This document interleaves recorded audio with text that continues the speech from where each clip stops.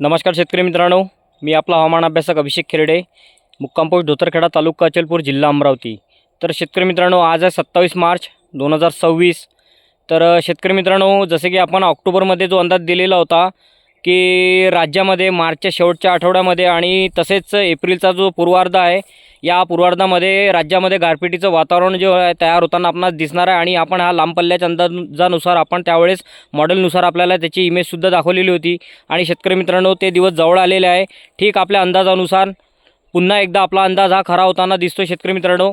आणि राज्यामध्ये बघा 30 तारखेपासनं ते साधारण 10 एप्रिलपर्यंत वातावरण जे आहे ते भरपूर असं खराब होणार आहे। कारण की काय होते शेतकरी मित्रांनो, एका मागोमाग एक पश्चिमी विक्षोभ येत आहे आणि बंगालच्या उपसागरामधील कमी दाबसुद्धा त्याला कारण बनत आहे। तर शेतकरी मित्रांनो, बघा काय होतं की 30 तारखेला जर बघितलं तर 30 तारखेचा जर पाऊस आपण जर बघितला तर नेमका तो कुठल्या विभागामध्ये राहणार आहे आणि संपूर्ण 10 तारखेपर्यंतचा अंदाज जो आहे तो आपण या व्हिडिओद्वारे आपणास देणार आहे।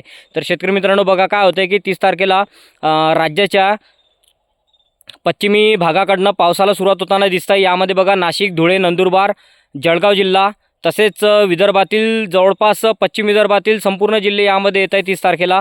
तसेच संभाजीनगर, जालना, परभणी, बीड, सोलापूर, धाराशिव या परिसरामध्ये सुद्धा या पावसाचं आगमन होणार आहे शेतकरी मित्रांनो। 31 तारखेला थोडंसं प्रमाण जे आहे ते रात्रीच्या वेळेला आणखीन भाग वाढताना दिसतं आहे। यामध्ये मराठवाड्यातील जे उरलेले जिल्हे आहे या जिल्ह्यांमध्ये सुद्धा पावसाची शक्यता जी आहे ती शेतकरी मित्रांनो दिसत आहे।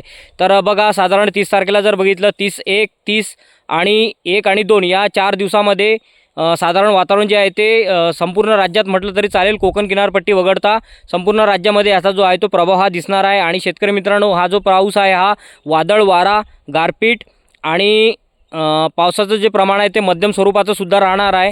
हा अवकाळी स्वरूपाचा किंवा पूर्व मान्सून जो पाऊस आहे, हा जो पाऊस आहे तो पूर्व मान्सून पाऊस असल्या कारणामुळं काय होतं, याची जी व्याप्ती असते ती संपूर्ण राज्यामध्ये नाही होऊ शकत। जिल्ह्यामधील तरी बऱ्याचशा विभागामध्ये आपण जे सांगतो यामध्ये बघा विदर्भ आलेला आहे, खानदेश, उत्तर महाराष्ट्र तसेच मध्य महाराष्ट्र या विभागामध्ये याची जी व्याप्ती आहे ती जास्त राहणार आहे। आणि मराठवाड्यातील संभाजीनगर, जालना, बीड, परभणी, धाराशिव, सोलापूर या परिसरामध्ये सुद्धा याची जी आहे ती व्याप्ती आपल्याला दिसणार आहे। तर शेतकरी मित्रांनो, आपल्याला बघा काय करायचं आहे की ज्यांचे कोणाचेही कांदे काढणीला आले असतील, गहू काढणीला आले असतील, त्यांनी या 1-2 दिवसामध्ये आपल्याला त्यांचं नियोजन करायचं आहे। आणि राज्यामध्ये ज्यांचे पुढच्या 8-10 दिवसामध्ये जे कांदे काढणीला आले असतील त्यांनी थोडंसं थांबून जायचं आहे शेतकरी मित्रांनो। कारण की काय होतं की हा जो प्रभाव आहे तो जवळपास 10 एप्रिलपर्यंत राज्यामध्ये दिसतोय। तर हा खबरदारीचा इशारा म्हणून शेतकरी मित्रांनो आपणास संदेश देतोय। आणि मी हे जे संदेश दिलेले आहेत ते आपल्या व्हॉट्सअप चॅनलवर आपण दिलेलेच आहेत।